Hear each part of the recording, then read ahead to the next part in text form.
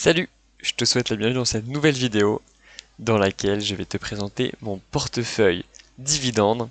En fait, je sélectionne des actions dans ce portefeuille dans le but de me générer des revenus passifs.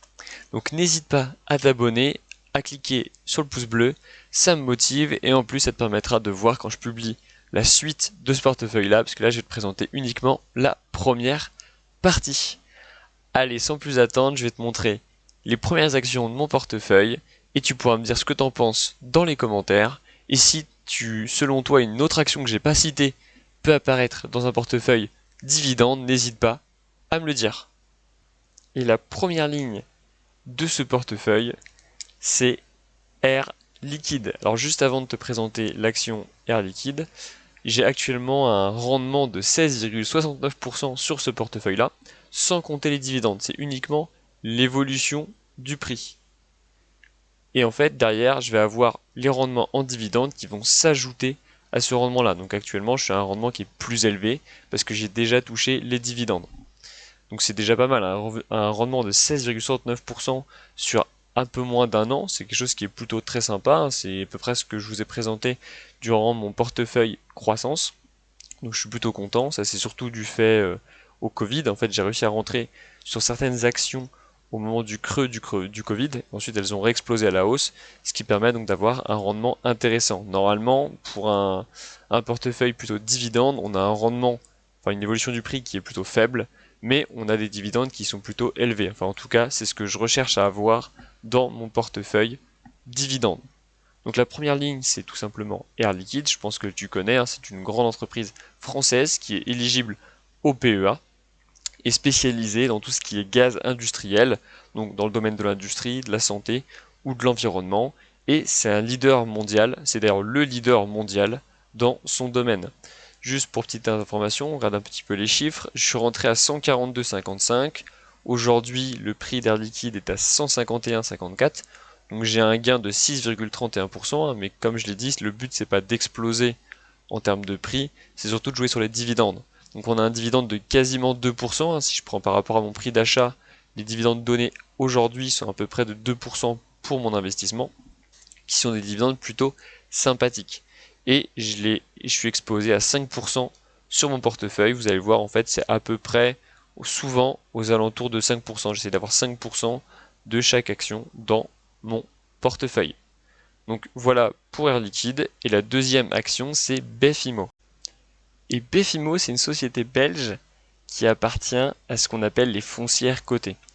Les foncières cotées, en fait, c'est des entreprises qui possèdent de l'immobilier et qui louent cet immobilier pour se faire des revenus. Donc ça peut être de l'immobilier de particulier, justement juste des appartements ou des maisons. Ça peut être des appartements de santé, spécialisés dans la santé, des campus étudiants, ça peut être des hôpitaux, ça peut être des bureaux, enfin bon, ça peut être tout et n'importe quoi, tant que c'est lié à l'immobilier. Il y a une deuxième contrainte, c'est pour appartenir aux foncières cotées, il faut redonner sous forme de dividendes 95% des bénéfices issus des loyers et 70% des bénéfices issus d'une revente d'un bien immobilier. Donc on voit que c'est assez contraint et les foncières cotées sont obligées de donner beaucoup de dividendes. Enfin en tout cas, une grosse part de leurs bénéfices doit être reversée en dividendes aux actionnaires, ce qui explique souvent pourquoi les foncières cotées en fait ont des rendements en dividendes qui sont très élevés, comme c'est le cas pour Befimo, avec un rendement en dividende de 12,20% si on a acheté à 36,86. Donc justement, j'ai acheté à 36,86, aujourd'hui on est à 35,35, donc j'ai une petite perte de 4,10% et mon poids du portefeuille est aux alentours de 5%. Donc un poids classique si on regarde à peu près avec les autres lignes. Donc Befimo, ce qui est très intéressant, c'est 12,20, donc même si je suis en perte, j'ai des dividendes qui sont très élevés, donc je vais garder sur le long terme, et ça va permettre donc tous les ans d'avoir 12% de rentabilité sur Befimo. La ligne d'après, c'est une société américaine qui s'appelle Broadcom. Broadcom, c'est une société spécialisée dans la production de semi-conducteurs et de logiciels.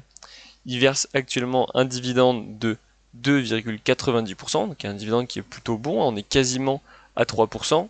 Alors évidemment, c'est pas une foncière cotée à plus de 10%, c'est beaucoup plus rare d'avoir ce genre de rendement pour des sociétés qui ne sont pas des foncières cotées, mais 3% pour une société normale, c'est plutôt pas mal. Je suis rentré à 93 $, aujourd'hui on est à 475, donc j'ai une perte de 3,76%, donc c'est une petite perte, et de toute façon ce qui m'intéresse c'est pas forcément que le prix monte, c'est surtout le dividende, et on va voir quelque chose de très intéressant sur Broadcom. Si on regarde les dividendes, je vais me faire un petit peu voir plus, en 2015 il versait 0,4 de dividendes, en 2016, on était à 1,02. En 2018, on est passé à 1,75. 2019, 2,65. 2020, 3,25. Et 2021, on est à 3,6. Donc on voit que ça ne fait que monter. Et on voit que en 5 ans, on est passé de 0,4 à 3,25. Donc on a vraiment une explosion des dividendes. Ils augmentent de manière très significative et très importante chaque année leurs dividendes. Donc évidemment, nous, on achète à un prix fixe. Donc j'ai acheté à 93,72. Si chaque année, les dividendes augmentent, je vais évidemment avoir un rendement en dividendes qui va ne faire que monter.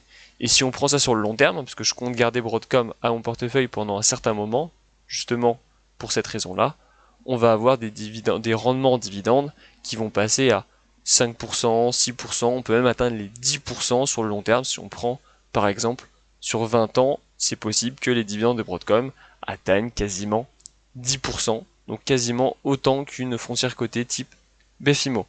Donc c'est pour ça qu'en fait je suis rentré sur Broadcom, puisqu'ils ont des dividendes qui sont en constante augmentation, et je pense que ça va continuer. La quatrième ligne de ce portefeuille, c'est Danone. Je pense que tu connais Danone, société française, cotée au CAC 40 et leader mondial dans l'agroalimentaire et spécialisé dans les produits laitiers, dans la nutrition et dans l'eau en bouteille. Donc c'est une entreprise française éligible au PEA, tout comme Air Liquide. Donc vous pouvez investir, si vous le souhaitez, dans Danone, dans votre PEA pour avoir des avantages fiscaux. Bon, Danone, plutôt intéressant, j'ai 21,37% de gains, puisqu'en fait Danone, je l'ai acheté dans le creux du Covid. J'ai eu la chance de l'acheter quasiment vers les plus bas, donc je l'ai acheté à 52,40 €. Aujourd'hui, on est à 63,60, donc ça fait un beau gain en flat, hein. On est à 21,37%, mais c'est pas le plus important.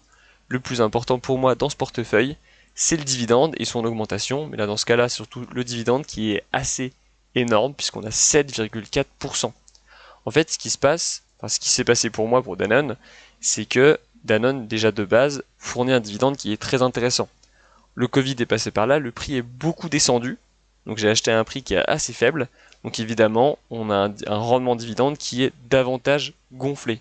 Et ça, c'est intéressant à voir. Si vous voyez une entreprise qui verse des dividendes déjà sympathiques, si vous voyez que le cours descend, il faut regarder parce que ça peut être intéressant de rentrer juste pour les dividendes.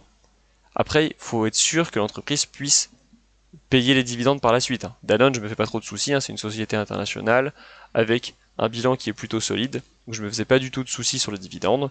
Donc c'est pour ça que je suis rentré à un prix qui est très faible, ce qui m'a permis de gonfler un peu artificiellement en fait le rendement des dividendes, parce qu'en fait ils payent toujours la même chose, c'est juste que moi j'ai acheté à un cours qui est beaucoup plus faible.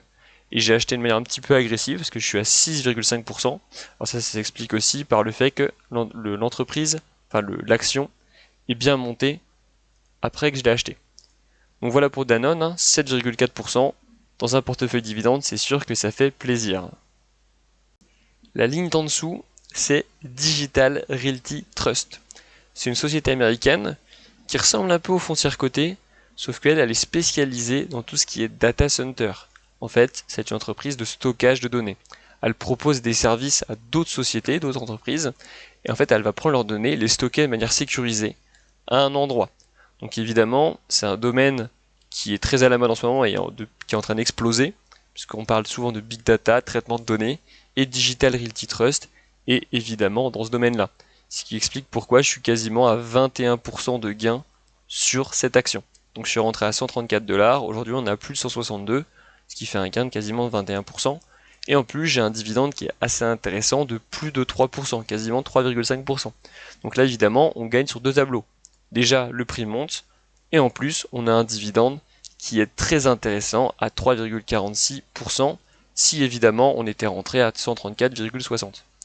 Et si on regarde un petit peu l'évolution du dividende, donc j'ai ici le dividende versé par Digital Realty Trust au cours des années. En 2015, on est à 0,85, 2017, 0,97, 2018, 1,01, 2019, 1,08, 2020, 1,12, 2021, 1,16. On voit qu'ils augmentent régulièrement leurs dividendes. Donc ça, évidemment, c'est tout bénef. Plus les dividendes augmentent, plus on va être payé, et plus on va avoir de cash qui va rentrer. Donc sur Digital Realty Trust, actuellement, je gagne sur tous les tableaux. Je gagne sur la montée du prix, j'ai un bon dividende, et en plus, j'ai un dividende qui est en constante augmentation. Donc évidemment, c'est tout bénef. La dernière ligne que je voulais absolument vous montrer aujourd'hui, c'est Vivendi. Alors déjà, Vivendi, c'est une société française, donc éligible au PEA si tu le souhaites, spécialisée dans les médias. Donc, dividende de 2%, ce qui est plutôt sympa. D'ailleurs, ils ont déjà payé leurs dividendes, donc j'ai déjà encaissé les 2% de Vivendi. Et je suis rentré à 29,43. Aujourd'hui, on a 31,44, ce qui me fait un gain de 6,83%, ce qui est plutôt sympathique aussi. Sauf que pourquoi je voulais absolument te présenter Vivendi aujourd'hui, c'est qu'en fait Vivendi possède actuellement Universal Music Group, mais il veut s'en séparer. Et pour s'en séparer, ce qui a été décidé, c'est que chaque actionnaire de Vivendi, donc pour chaque action que je possède de Vivendi, on va me donner une action d'Universal Mobile Group. Et ça va se passer courant septembre. Donc en fait, c'est plutôt intéressant. Déjà, le prix monte, donc je gagne. Ensuite, on me verse 2% de dividendes, donc je regagne. Et pour finir, en septembre, on va me donner une action gratos de Universal Mobile Group, qui est en plus une société spécialisée dans le streaming de musique, qui est un domaine qui explose en ce moment, donc c'est une action qui m'intéresse beaucoup en plus. Donc là, Vivendi, évidemment, de nouveau, je vais gagner sur tous les tableaux. La hausse du prix, le dividende et la petite cerise sur le gâteau, on va avoir une action gratos. Donc voilà pour mon action à dividende. Donc le but évidemment est de se générer des revenus passifs en utilisant les dividendes versés par les actions que j'ai dans ce portefeuille là. Comme tu peux le voir, il y a pas mal d'actions que je t'ai pas encore proposé, que je t'ai pas encore montré, pardon. Ça c'est pour pas avoir une vidéo trop longue, donc n'hésite pas à t'abonner pour pas rater la suivante et mettre un petit pouce bleu, c'est toujours sympathique. Moi je te dis que 100% des gagnants en bourse ont investi et je te dis à la semaine prochaine. Allez, salut!